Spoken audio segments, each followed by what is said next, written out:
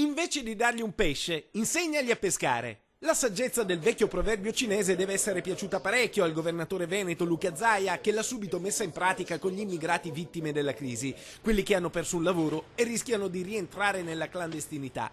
Invece di dimenticarli o di dargli un sussidio fine a se stesso, ecco un'occasione bella e buona, un prestito d'onore, insomma un finanziamento a condizione che tornino nella loro patria e creino un'impresa. Un po' lo dobbiamo dedicare a chi è qui, perché è giusto che il progetto di integrazione si perpetui, si concluda o continui. Dall'altro, per chi è con una gamba qui e con la testa da un'altra parte, lo si accompagna a tornare a casa sua. Luca Zaia, che per la prima volta presiede la consulta regionale per l'immigrazione dopo aver assunto direttamente la delega ai flussi migratori, ha inquadrato le politiche da seguire nel quadro della crisi, che ha già provocato in Veneto un terremoto che vale qualcosa come 170.000 disoccupati, interessando il 22% dei 500.000 immigrati regolari che contribuiscono alla ricchezza per il 5% del prodotto interno lordo del Veneto.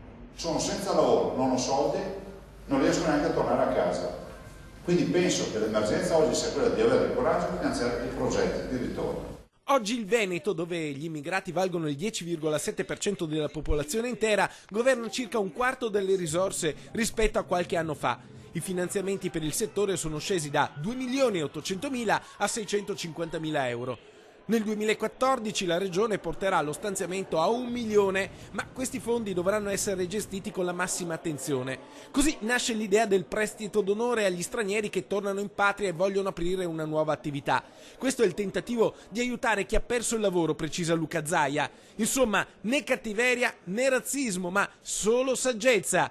Certo, saggezza cinese, in fondo immigrata anche quella.